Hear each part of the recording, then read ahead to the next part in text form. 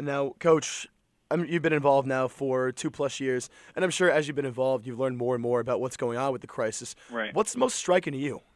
Well, I think for us is that the number of people it affects. I mean, that is something that you look at, and as Grassroots has grown and the things we do, and I'll be honest with you. I mean, we're latching on to something that my contemporaries and my friends have done at Notre Dame, at Dartmouth College, and other places. People that have been associated with Dr. Tommy Clark and Matembe, but we all sit there and when we get together for camps in the summer or recruiting events and where we discuss this, it just strikes us so heavily that you have a chance to help these children. And as we grow a little bit older and we have children of our own, we sit there and say, okay, do we want someone helping our children the same way that we're trying to help? And I think that's where it is. And for young people like Michael and the student athletes here at URI and other places who have gotten involved, I mean, they want to make an impact in the world. And I think this is a simple way to be able to do it. It doesn't seem like a lot.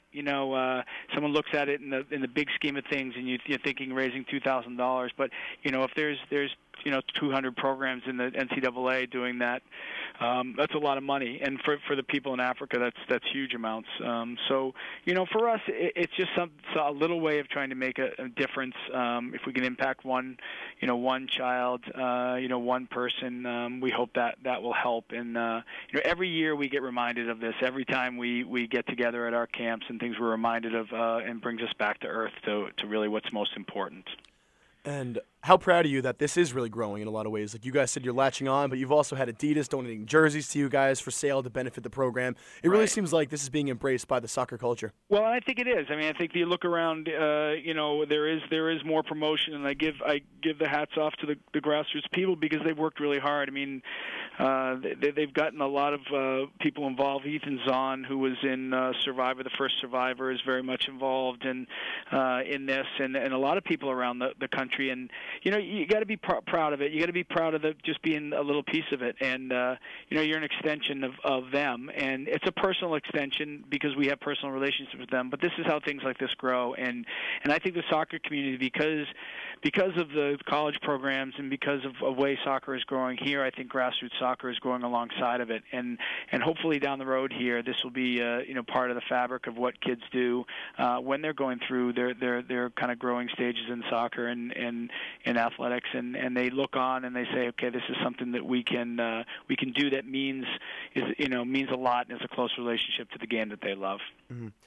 Now, Michael, for you, talking about moving forward, you got one and a half or two for the better part years left at URI.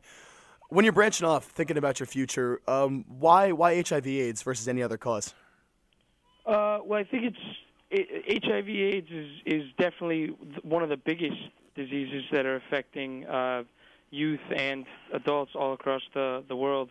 I mean, it could be very well any other cause, but the fact that the sheer numbers that AIDS has affected and the fact that the grassroots soccer brings soccer into the picture is why I'm trying to get involved. And I think one of the other things which is important in all this too is this is something that education can help prevent.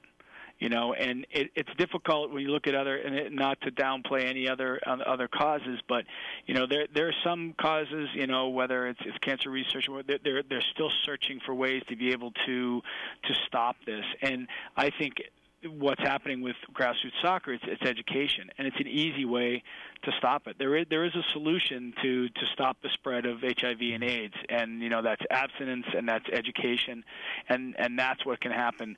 And I think that one thing with our guys is, and I think maybe it's in this culture now, is you want an immediate impact and you want something to come from what you're doing. You don't want to have to wait 25 years in some ways, and this is how these guys, I think they see it's a more of a of our culture of wanting to see results immediately, and I think this can happen. So. Yeah, absolutely, Coach, and that's well said. And for background for our listeners, what this program does is it'll go town to town and do education programs for people who live in less prosperous African towns, and and different regions, and just educate the kids, talk about what's going on, bringing players who, like you said earlier, Coach, these kids really respect, and hopefully be able to link in the entire village. That's actually one of the core principles of grassroots soccer, is being able to get not only that first educational thrust, but really be able to involve everybody around them and really kind of have a holistic change in terms of the areas that are affected.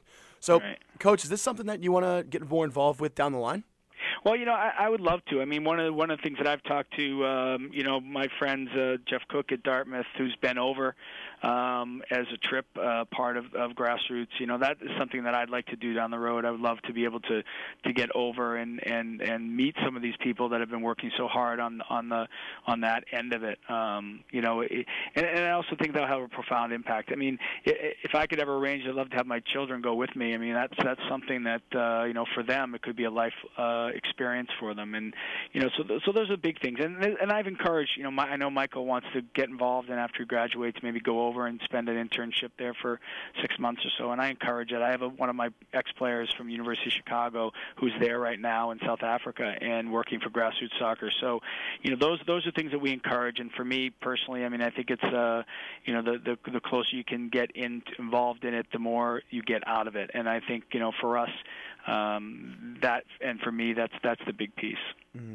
And they certainly do have an army right now. I'm looking at the numbers. They've actually got an annual budget of over $4 million, 61 employees, 300 volunteers. Your ex-player has done a pretty good job of making this a pretty big thing.